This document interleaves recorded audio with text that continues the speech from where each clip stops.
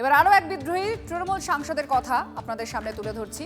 দুর্নীতি আর দিনের পর দিন অসম্মান, কারো কথা না শোনার কারণেই আমরা 20 সাংসদ এক জায়গায় একথা বলেছেন তৃণমূল সাংসদ শর্মিলা সরকার। এনডিএর সব কাজে সমর্থন না থাকলেও বাংলার স্বার্থে এনডিএর সঙ্গে আছি, দুর্নীতিমুক্ত বাংলা গড়তেই তৃণমূলের থেকে আলাদা বসবো, অপমান থেকে মুক্তি পেলাম টিভি9 বাংলাকে বললেন বিদ্রোহী তৃণমূল সাংসদ শর্মিলা সরকার। টিএমসি থেকে অল ইন্ডিয়া তৃণমূল কংগ্রেসের থেকে আমরা আলাদা এখন বসতে চাই, কারণ আমাদের যেটা হচ্ছে যে যে আমাদের ক্ষোভগুলো ছিল সেইগুলো আমরা অনেকদিন ধরে নিজেদের মধ্যে বলা বলি করেছি, দলকে বলার চেষ্টা করেছি, তো সেই জায়গা থেকে সেই কোনো রকমের কোনো সলিউশনে আসতে পারিনি। তো আমাদের মনে হয়েছে কোথাও একটা প্রতিবাদ দরকার, এবং সেই প্রতিবাদটা আমরা সাহসটা পেয়েছি কিন্তু আমরা রাজ্য থেকেই, তো সেই হিসেবে আমরা প্রতিবাদ জানিয়েছি, এটা আমাদের প্রতিবাদ। কতজন আপনারা আছেন এখন একসাথে, কতজন আছেন? আমরা 20 জন হয়ে গেছি।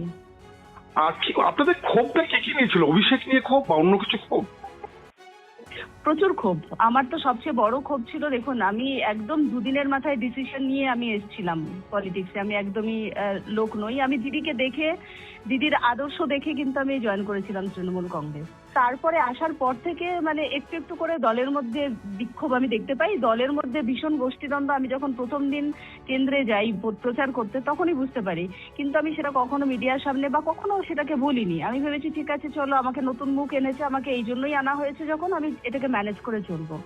যাই হোক, সেভাবে চলেছি। আমার ডিস্ট্রিক্ট প্রেসিডেন্ট তিনি কোনো সময় আমাকে অ্যাকসেপ্ট করতে পারেননি, এবং তিনি চেয়েছেন যে যেহেতু তিনি ডিস্ট্রিক্ট প্রেসিডেন্ট, আমি না হারি কিন্তু খুব বেশি ভোটে যেন আমি না জিতি, সেরকম ধরনের উনি রবীন্দ্রনাথ চট্টোপাধ্যায় একদম।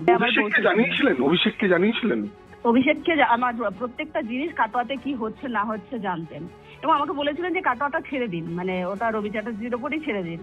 আমি তাই ছেড়ে দিয়েছি। আমাকে ভোটে একদিনও ডাকেনি ওনার এই প্রচারের সময়।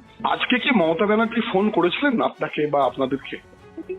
দিদি আমার সাথে কথা বলতে চেয়েছিলেন, আমি তখন শিলংয়ে ছিলাম। আমাকে বলেছিলেন, মানে ডাইরেক্ট দা আমাকে বলেছিলেন যে দিদি কথা বলতে চাই। আমি তখন মিটিং এ ছিলাম বলে আমি বলেছিলাম আমি তখন শিলং আছি, কথা বলতে পারবো না। তখন বলেছিল পরে কোথাও কোনো সময় ফোন করতে। তো তারপরে আর আমি শিলং থেকে ফিরে কলকাতা থেকে আর আমার ফোন করা হয়নি। আজকে কি দেখা করবেন বা ফোন করবেন? দিল্লিতে তো রয়েছেন মমতা ব্যানার্জি, অভিষেক। না, আমার সেরকম কোনো রকমের এখন ইচ্ছা নেই। আমার মনে হয়েছে আমাদের পশ্চিমবঙ্গের ডেভেলপমেন্টের জন্য এখন বিজেপি ভালো কাজ করবে এবং তাদেরকে সাপোর্ট করা উচিত।